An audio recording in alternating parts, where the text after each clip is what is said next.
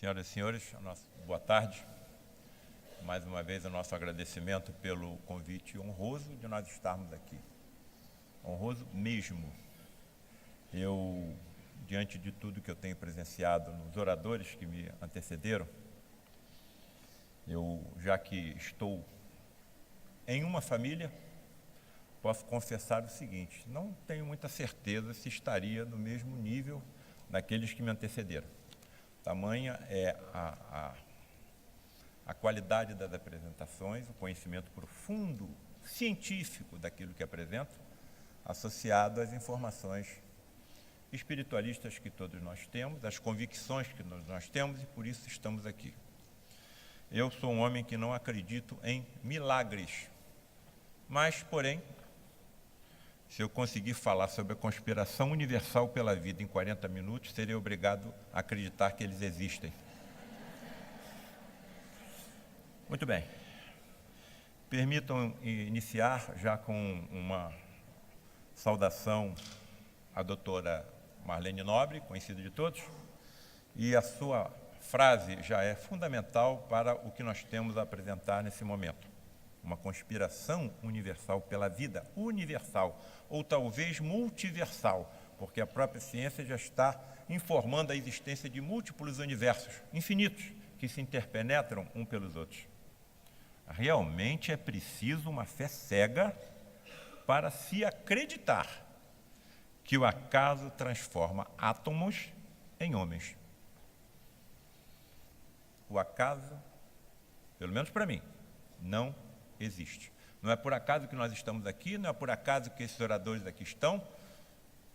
No meu entender, nós estamos sob um planejamento milenar, como pedras de quebra-cabeça se encaixando em um conjunto do qual nós não conseguimos vislumbrar o final. Mas que ele existe, existe. Muito bem. Nós somos médicos. Praticamente todos aqui que estamos a falar somos médicos. O que é que nós temos como denominador comum? A curiosidade pelo fenômeno vida. O que é a vida? Não é? Essa vida seria, então, como pregam as religiões acertadamente, produto de um desenhista extrafísico inteligente, um desenhista extrafísico. Aí começa a confusão mental. Extrafísico, nós só conhecemos aquilo, muito de nós só acreditamos naquilo que tocamos e vemos e ouvimos. Mas, curiosamente, nós só temos 5 sentidos. Os nossos amigos do outro plano estão dizendo que nós temos múltiplos outros sentidos que serão desenvolvidos à medida que nós continuarmos evoluindo como espíritos eternos que somos. Muito bem. Mas o que seria esse ter extrafísico? Os cientistas verificaram, já há algum tempo, que os elétrons, ao girar em torno do núcleo do átomo, num determinado momento desaparecem e reaparecem na mesma órbita ou em alguma outra. Muito bem, enquanto ele está desaparecido, onde estaria esse elétron? Estudos profundos, meticulosos, demorados, atenciosos, feitos por gênios da nossa ciência, chegaram à conclusão que, enquanto o elétron está desaparecido, ele mergulharia no que a ciência está chamando de universos paralelos. Universos paralelos. E aí você certa vez me perguntaram: Paulo César, o que é Deus? Não sei. Como é que eu vou compreender um ser que é capaz de criar múltiplos universos se interpenetrando uns sobre os outros? Eu, por enquanto, só sei que ele existe. Não tenho condições mínimas de compreender o que é Deus. Muito bem. Essa extrafisicalidade, se o termo correto é essa, estaria relacionado com a antimatéria? Estaria, então, relacionado com esses outros planos de evolução, aos quais nós iremos galgando à medida que nós nos purificarmos como espíritos eternos, através do nosso conhecimento, através da nossa melhoria do padrão moral, através das informações que nós fomos acreditando, absorvendo? Os amigos do plano espiritual do lado de lá estão nos dizendo o seguinte: olha, o que você almoçou ontem? Já não me lembro. Já me lembro, foi um bacalhauzinho maravilhoso. Agora, anteontem eu já não vou me lembrar. Eles estão dizendo que quando eu perder esse componente físico com o qual eu interajo com esse universo, eu vou me lembrar de tudo que eu aprendi nessa e nas outras encarnações. Certa vez eu perguntei ao maior homem que eu conheci na vida, presidente do Lar de Frei Luís, fundador do Lar de Frei Luís, a qual eu pertenço. Doutor Luiz da Rocha Lima, eu vou me lembrar de tudo? Resposta: aquilo que é importante para a evolução do seu espírito. Muito bem. Mas como é que esse ser extrafísico teria trazido o fenômeno vida ao nosso planeta? Muito bem. Nós temos aqui 1, 2, 3, 4 hipóteses. Hipótese divina, hipótese autotrófica, hipótese heterotrófica, hipótese da panspermia. Eu vou rapidamente passar pelas 3 primeiras, rapidamente, por causa do tempo, mas vou me prender na 4ª, que é a que mais se acopla à filosofia espírita kardecista cristã. Muito bem. Hipótese divina ou criacionismo. O que ela diz? Deus criou todas as espécies há 6.000 anos, ao longo de 6 dias. Aí está no livro Gênesis, Antigo Testamento. Segundo essa teoria, a evolução não existe. Bem, como eu falei inicialmente, eu acho que nós não podemos perder tempo com essa teoria. Todos nós, todas as espécies foram criadas há 6.000 anos. Por que eu digo isso? Porque a paleontologia, os estudos da evolução através dos fósseis, mostra que não. O nosso cérebro, só o nosso cérebro está evoluindo há 60 milhões de anos. Eu gosto muito do trabalho dessa pesquisadora francesa, Anne d'Ambricourt-Malassez. Ela resolveu estudar a base ou o osso esfenoide, o único osso do nosso crânio que se movimenta. Durante 10 anos, ela estudou os crânios fósseis dos que nos antecederam. Para ela estudar esse osso, o que ela tinha que fazer? Virar o crânio de cabeça para baixo. Quando ela virou, ela percebeu uma outra alteração, a qual ela não estava preocupada em estudar. Ela começou a observar que, através das eras, o nosso osso esfenoide, o mais complexo osso do nosso organismo, tem a forma de uma borboleta e sobre o qual o nosso cérebro se assenta, sofria inclinações através das eras. E quando essas inclinações aconteciam, a nossa calota craniana aumentava e a nossa massa encefálica também, e nós nos tornávamos mais embelezados e passávamos a andar cada vez mais eretamente. Muito bem. Há 60 milhões de anos, a base do nosso cérebro era plana, como é dos lêmures da ilha de Madagascar. Primeira inclinação que ela detectou, há 40 milhões de anos, e surgiram os símios. Segunda inclinação, 20 milhões de anos, e surgiram os grandes macacos. Terceira inclinação, há 6 milhões de anos, e surgiu o Australopiteco, que deu origem ao gênero Homo. Há 2 milhões de anos o gênero Homo e há 160 mil anos nós, o Homo sapiens, hoje chamado Homo sapiens sapiens, aquele que sabe que sabe. O mais impressionante que ela encontrou, observem bem, é a ciência que está nos dizendo isso, é que quando essas inclinações aconteciam ao mesmo tempo em todos os locais do planeta onde estivessem os pré-humanos, na Austrália, na Oceania, nas Américas, na Ásia, talvez, ao mesmo tempo. Espera aí. Se nós temos aí 3 milhões de unidades genéticas e as mutações acontecem em cada uma, aleatoriamente, entre aspas, que é o que diz a ciência, como é que essa mutação poderia acontecer no mesmo local, em 3 bilhões de unidades, em todas as partes do planeta ao mesmo tempo? Salta aos meus olhos, termo que eu uso sempre quando falo para os meus alunos, coisas óbvias. Salta aos meus olhos, agride a minha fronte, aperta o meu nariz, puxa a minha orelha. Isso é um planejamento milenar. E observem que essas inclinações estão se estreitando, 40, 20, 6, 2, 160 mil. E a cada vez nós nos tornamos mais inteligentes, mais embelezados, mais inteligentes. Muito bem, se a calota craniana está aumentando, ela vai aumentar até quando? Calma. O espírito mais inteligente que viu a perna foi Jesus. Ele não tinha uma cabeça desse tamanho. Ele tinha uma cabeça igual a nós. Então, o que vai evoluir é a qualidade dos nossos neurônios, capazes de cada vez melhor captar as informações espirituais. Muito bem. Então, não se tem como acreditar que há 6 mil anos todas as espécies foram criadas. Segunda hipótese, autotrófica. A vida teria surgido na Terra em locais protegidos dos impactos dos asteroides, Onde? No fundo dos oceanos, junto às fontes termais sulfúricas, e a base energética ali estaria para a quimiossíntese bacteriana. Essas fontes energéticas existem, são comprovadas até hoje, existem as fontes submarinas, não é isso? E ali teria se originado a vida. Segunda hipótese, não é? Vamos à terceira. Hipótese heterotrófica. A vida teria surgido na Terra a partir de substâncias inorgânicas que, sob condições ideais, aleatórias, casuais, teriam dado origem a substâncias orgânicas, como, por exemplo, os aminoácidos. Muito bem, a ciência tem mostrando que tudo isso é possível, é um encadeamento até o surgimento das proteínas de altíssima complexidade, não é isso? Muito bem, e os aminoácidos também foram, de certa forma, provados o seu surgimento pela ciência, mas, porém, todavia, contudo e entretanto, para mim acreditar que isso tudo é obra do acaso, eu teria que acreditar que aceitar-se a segunda e a terceira hipótese seria o mesmo que aceitarmos que tijolos, areia e cimentos, largados juntos, são capazes de autoconstruir uma casa. Não dá.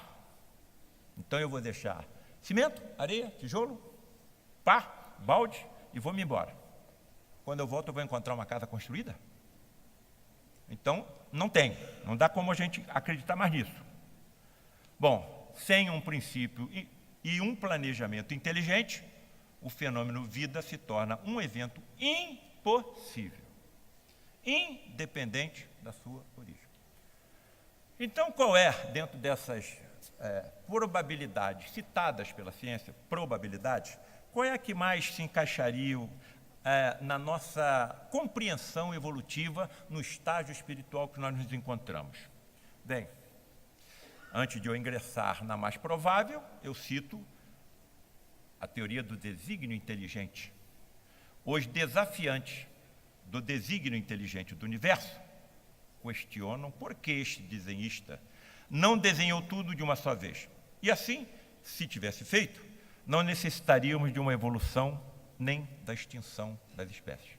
Mais de 90% das espécies que já passaram pelo planeta foram extintas. Que Deus é esse? Ele cria e extingue? Ele cria e elimina? Muito bem. E se nada se perde? E se tudo se transforma e as espécies, na realidade, não se perdem e se migram para outros orbes e assim continuam evoluindo e semeando a vida por todo o universo? E se o princípio vital migrasse como se fosse uma nuvem e absorvesse determinados planetas que estivessem com as condições ideais para que a vida proliferasse? O que faríamos se tudo fosse criado perfeito? Ficaríamos na ociosidade eterna contemplando a obra de Deus? Se é para ficar eternamente contemplando a obra de Deus, a glória de Deus, eu estou fora. Eu quero trabalhar, eu quero estudar, eu quero aprender, eu quero colaborar com Deus no equilíbrio dos seus universos. Eu quero ser utilizado, eu não quero ficar ocioso. Entra então a quarta teoria, que seria a da panspermia, que me parece que é a que mais se adapta, no meu pobre entendimento, à filosofia, à ciência e à corrente religiosa do espiritismo kardecista cristão.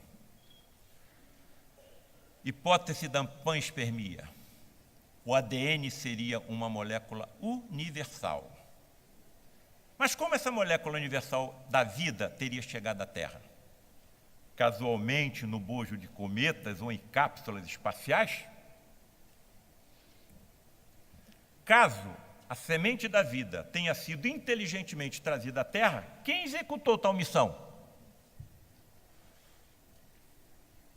Poderiam civilizações ultra evoluídas semear a vida pelo universo? Se Deus é universal ou multi-universal, por que ele não utilizaria também as suas criaturas ultra evoluídas para semear a vida em outros planos, em outros planetas, em outros orbes? Por que não? Estimativas planetárias atuais.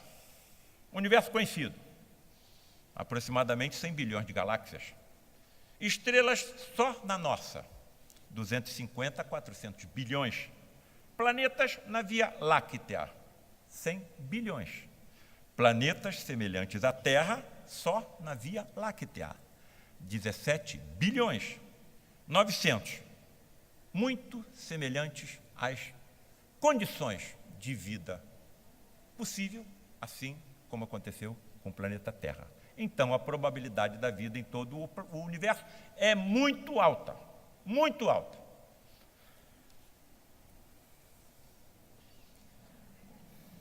Essa é uma das minhas fotografias que eu mais gosto. Será que é isso que os nossos cientistas estão procurando no universo? Essas são as formas de vida que os nossos cientistas estão a procurar incessantemente no universo? Não. O que é que eles estão procurando? A utilização inteligente de energia. E são tão assim convictos da existência de vida em outros planetas, que já dividem essas civilizações em 4 tipos de acordo com a utilização inteligente da energia. O que seriam essas civilizações do tipo 1, de acordo com a classificação de Kardashev? Civilizações capazes de utilizar inteligentemente toda a energia de um planeta. No nosso caso, os vulcões, as marés, os ventos, os terremotos, a luz que chega até nós das estrelas e do Sol. Isso seria uma civilização do tipo 1. O que seria uma civilização do tipo 2? Aquelas que sabem como aproveitar inteligentemente toda a energia da sua estrela mais próxima. No nosso caso, o Sol. O que seria uma civilização universal do tipo 3? Aquela capaz de utilizar a energia, segure-se na cadeira para não cair, de todas as estrelas de uma galáxia. No nosso caso, a Via Láctea, 200 bilhões de estrelas. Não somos nós que estamos dizendo, são os cientistas que fazem isso a vida inteira. E surge ainda, através de Galantai, a possibilidade de civilizações do tipo 4, capazes de aproveitar inteligentemente toda a energia escura que permeia todo o nosso universo e que a nossa ciência não sabe do que se trata. Assim também como não sabe do que se trata a matéria escura, e tem a humildade de reconhecer que só conhecem o que acontece em 4% do universo. 96% do que acontece no universo a nossa ciência não sabe. Muito bem. E quando a ciência aceitar o que nós sabemos, as energias espirituais, aonde vai parar essa classificação de utilização energética inteligente? Eu posso colocar isso. A materialização de um espírito de 60, de 70 gramas, ou quilos, 60 ou 70 mil gramas, ela engloba a utilização inteligente de energia de 140 mil bombas atômicas. Nós vemos nas reuniões de materializações no Lar de Frei Luís, no Padre Pio, também no Rio de Janeiro, a entrada de uma entidade materializada dentro da cabine mediúnica e outra sair quase instantaneamente, outra sair. Como é que eles conseguem manipular tamanha quantidade de energia? Por isso são reuniões e fenômenos tão raros na história da humanidade. A quantidade de energia imensa que é inteligentemente utilizada. Os médiuns videntes, durante as reuniões de materializações, veem, somente cuidando do médium, mais de 30 entidades, entre médicos, enfermeiros, biólogos, químicos e físicos. Muito bem, continuemos o nosso raciocínio. Aí, por volta de 2014, 2015, astrônomos amadores perceberam que uma estrela que foi denominada com o nome de Tabi, em homenagem à astrônoma que a estudou, estava emitindo oscilações, diminuição da sua luminosidade de forma regular. como se alguma coisa estivesse girando em torno dessa estrela imensamente distante de nós. Muito bem, o que poderia estar girando em torno de uma estrela, fazendo com que a luminosidade dela que chegue até nós diminuísse de forma regular, oscilatória? Vamos nos reunir, os maiores cientistas e astrônomos de uma unidade, e vamos verificar o que pode estar causando a diminuição dessa luminosidade. Planetas girando em torno dessa estrela? Talvez. Cinturões de asteroides? Talvez. Cometas, mesmo com órbitas imensas que estivessem regularmente passando entre nós e a estrela? Talvez. Mas, porém, todavia, contudo e entretanto, caso alguma dessas probabilidades fosse correta, a diminuição da luminosidade de Tab seria de 1%. E a luminosidade que estava sendo captada pelos nossos astrônomos era de 22%. Vamos sentar novamente e vamos tentar entender o que possa estar acontecendo em torno da estrela Tab. Muito bem. Eliminada as menos prováveis, mas não excluídas, sobra uma. Alguma estrutura inteligentemente construída por alguma outra civilização, provavelmente do tipo 2, está girando em torno da estrela Tab. E seria essa a causa da diminuição de 22% da luminosidade que chega até nós.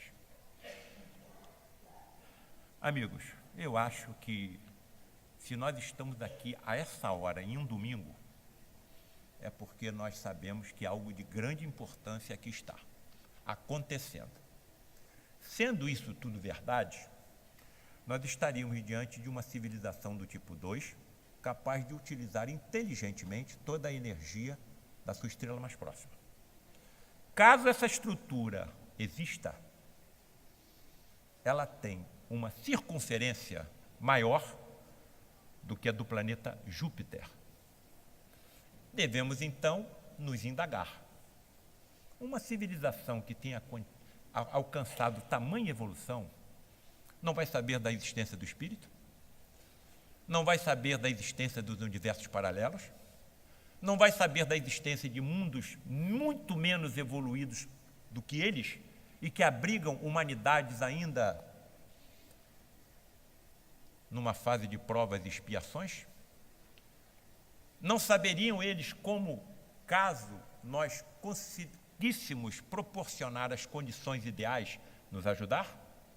Não sabem da existência de Deus, de um princípio inteligente gerando tudo o que acontece no universo? Tudo o que está acontecendo em nós agora é o que eu chamo de, a ciência, complexidades irredutíveis. Imensas cadeias de reações químicas das quais você não pode mexer em um elétron, em um átomo, porque senão o objetivo não é alcançado. Um corte na minha pele, uma cascata de reações químicas é desencadeada e culmina com a formação de um coágulo. Se isso não acontecesse, todos nós morreríamos de hemorragia. A mesma coisa a digestão, a visão, o paladar, a audição, o tato, a embriogênese. E vai por aí afora, a resposta anafilática, tudo são complexidades irredutíveis. E essas complexidades irredutíveis não ficam só em nós, não. Elas permeiam todo o universo. Nesse momento estão entrando corpos que vêm de fora do nosso sistema solar, alguns na nossa direção, e são atraídos pelos poderosos campos de atração de Júpiter, de Netuno, de Saturno. Isso tudo é obra do acaso? Tudo isso são complexidades irredutíveis, das quais você não pode tocar em um ponto, porque senão o objetivo não é alcançado. Muito bem, diante dessa probabilidade, surge o que é chamado de paradoxo de Fermi. O Fermi entre amigos. Qual é o comentário que ele fez e que os amigos perceberam e difundiram pelo mundo todo? Se seres extraterrestres são comuns, por que não os vemos ou detectamos? Por que o silêncio do universo em relação a nós. Se existem civilizações ultra-evoluídas, nível 2, nível 3, nível 4, nós estamos no nível 0, não atingimos nem o nível 1. Por que não entra em contato conosco? Vejamos as explicações. Existe uma explicação materialista e uma explicação espiritualista. Muito bem. Hipótese materialista. E depois vejamos a hipótese espírita. O que é que os nossos cientistas... O cientista, eu considero o grande sofrimento do cientista. Sabe qual é o grande sofrimento? Qual é o karma dele? Qual é a cruz? A cruz do cientista é o seguinte: ele entra numa linha de pesquisa fantástica e consegue vislumbrar o final desse caminho. Ele vai alcançar, mas ele está envelhecendo. E ele percebe que antes de alcançar o objetivo da sua pesquisa, ele vai morrer. Esse é o grande sofrimento do cientista. Observe se ele soubesse o que nós sabemos, que nós somos eternos, que ele vai passar para o lado de lá e vai continuar com a sua mesma pesquisa ou influenciar a mente de outros preparados, como nós colocamos no livro Alienígenas ou Médiuns, capazes de captar as informações que levarão à conclusão daquela experiência. Essa é a grande cruz do cientista. Vamos ver qual é a hipótese materialista em relação ao paradoxo de Fermi, o silêncio do universo em relação a nós. Nos consideram essas civilizações ultra-evoluídas como gorilas. Nós somos uma família de gorilas. Então, não vão perder tempo conosco. Assim como nós não perderíamos tempo em tentar ensinar fórmulas matemáticas de álgebra, de física, de química a uma família de gorilas. Quantas bananas seriam necessárias? Mas há uma segunda interpretação. Uma segunda interpretação, e a mais importante para nós, a hipótese espiritualista. Essas civilizações estão nos contemplando, estão nos observando, esperando que nós evoluamos moralmente, para de nós se aproximarem e trazerem as informações científicas, técnicas, políticas, econômicas e por aí afora que nós tanto necessitamos. O que aconteceria se uma civilização extra-evoluída, ultra-evoluída, nesse momento aterrissasse na Coreia do Norte? O que aconteceria em uma grande nação sob o governo de Trump? 6 dos países que compõem, são 6 os países que compõem o Conselho de Segurança da ONU. Dos 6 países, 5 são os maiores produtores de armamentos do mundo. Um não abre uma sessão da sua Câmara de Deputados e Senadores sem a saudação a Deus. Outro tem no seu hino a saudação que Deus salve a rainha, que Deus salve o rei. Outro apresenta como base fraternidade, igualdade e vai por aí afora. Você vai fabricar alguma coisa que você não tenha certeza que vai vender? Essa é a situação atual do nosso planeta em convulsão. Vou repetir o ensinamento ou uma sugestão que eu dei aqui há um ano passado. Se os senhores chegassem na minha residência de surpresa e eu estivesse de mudança, como é que vocês encontrariam a minha residência? Completamente revirada. É isso que está acontecendo com o planeta Terra. Nós estamos subindo de degrau. Nós estamos passando de um planeta de provas e expiações para um planeta de regeneração. Muito bem. E aqueles que persistirem no comportamento equivocado não poderão aqui ficar. Observem, observem e observem o trabalho da doutora Anne d'Ambricourt-Malassez que eu mostrei. As inclinações dos fenoides estão acontecendo cada vez de forma mais curta. E quando elas acontecem, nós nos tornamos mais inteligentes. Cirurgiões maxilo-bucofaciais estão percebendo alterações nas arcadas dentárias de crianças americanas e japonesas que estão prenunciando uma sexta inclinação, que aumentará a nossa capacidade intelectual, capaz de receber, através da melhoria da qualidade dos nossos neurônios, espíritos altamente evoluídos que trarão, finalmente, talvez a partir de 2054, as soluções tão esperadas por todos nós, políticas, econômicas, científicas, artísticas, morais, e vai para fora. Nós não temos as soluções. As soluções estão na mão de quem? Do nosso Cristo planetário, Jesus. O que é um Cristo planetário? Um espírito que atingiu tamanha evolução que lhe foi dada como missão, responsabilidade, o governo de um planeta inteiro, quando esse planeta era tão somente uma poeira cósmica. No nosso caso, há 4 bilhões e 500 milhões de anos. Há 4 bilhões e 500 milhões de anos, Jesus já era Jesus. Então é nele que eu deposito a minha confiança. As geleiras estão desaparecendo, as espécies estão se extinguindo, o aquecimento moral global está aumentando. Eu não tenho solução para isso.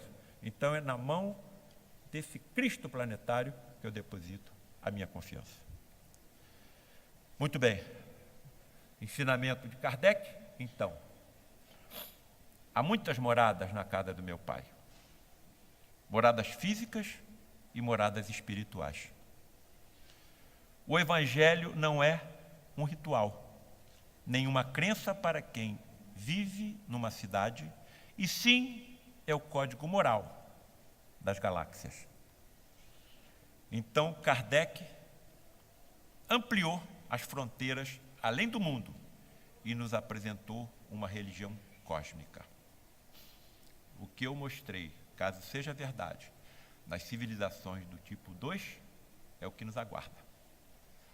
É o que nós devemos transmitir àqueles que estão reencarnando como nossos filhos, como nossos netos. Não acreditamos em milagres, acreditamos em leis físicas, químicas e biológicas que ainda não foram alcançadas pela nossa ciência.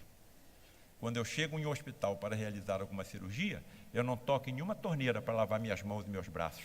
Eu passo a mão em frente a uma célula fotoelétrica e a água sai sem que eu toque em nada. Se eu tiver uma criança ou um selvagem ao meu lado, talvez elas achem que eu fiz algum milagre. Agora, todas essas revelações, ela está diretamente relacionada com a nossa evolução moral, com o nosso comportamento, com a nossa autoajuda e que foi fantasticamente aqui diluída, fantasticamente apresentada por todos esses oradores que aqui se apresentaram soberbamente preparados, não por acaso, mas como mensageiros divinos.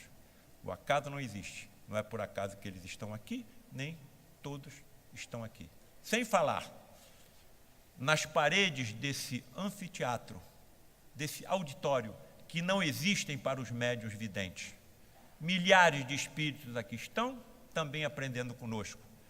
Muitos não têm um desenvolvimento espiritual suficiente para escutar o que um Batuíra diz, o que um Frei Luís diz, mas quando são trazidos em ambientes como este, captam a nossa voz porque estão próximos ao nosso estado vibracional como espíritos encarnados.